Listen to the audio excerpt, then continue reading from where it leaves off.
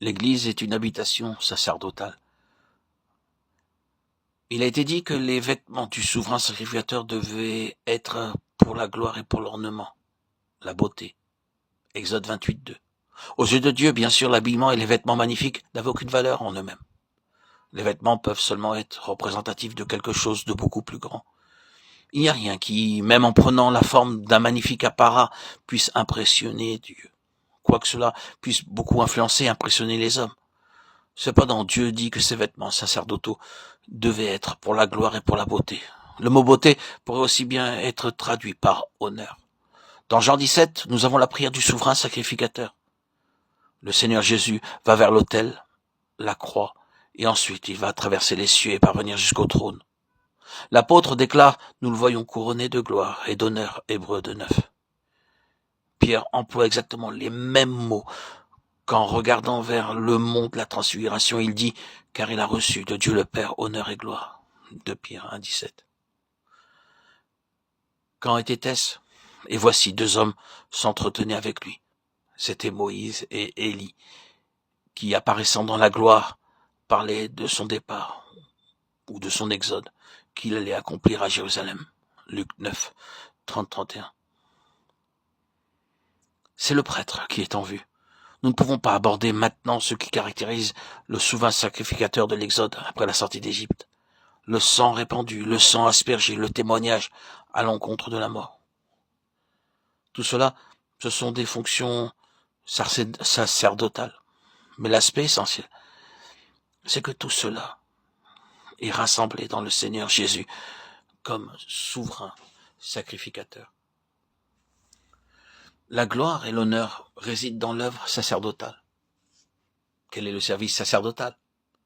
C'est encore cet aspect de la satisfaction de Dieu concernant la justification et la destruction du terrain de la mort et du jugement comme étant quelque chose de spirituel. Zacharie déclare, il sera sacrificateur sur son trône, Zacharie 6:13. C'est un cumul de fonctions que vous ne trouverez pas très souvent dans la Bible. Mais il est vrai que Jésus réunit les deux, le roi et le prêtre, dans sa propre personne. Il est roi parce qu'il est prêtre, pour la raison qu'il a accompli toute l'œuvre sacerdotale qui consiste à traiter le péché et l'injustice et à satisfaire Dieu. Il est intronisé comme prêtre sur son trône et il est roi. En regardant seulement le livre des Actes, nous remarquons que tout est là.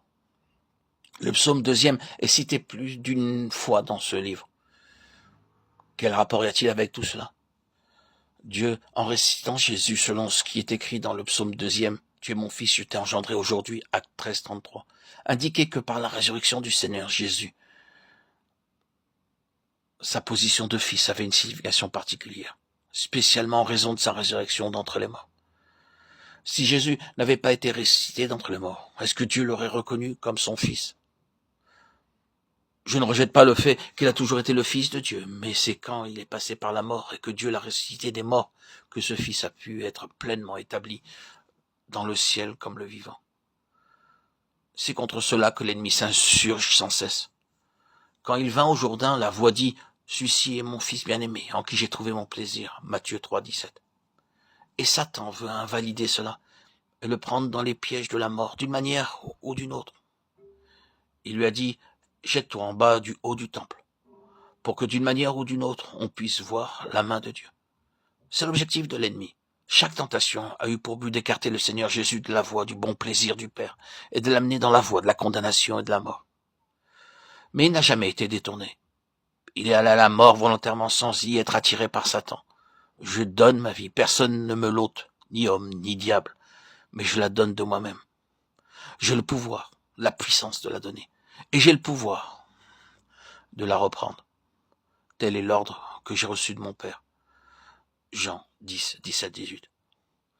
Dieu, ressuscitant Jésus, selon ce qui est écrit dans le psaume 2e, tu es mon fils, je t'ai engendré aujourd'hui. Acte 13, 33.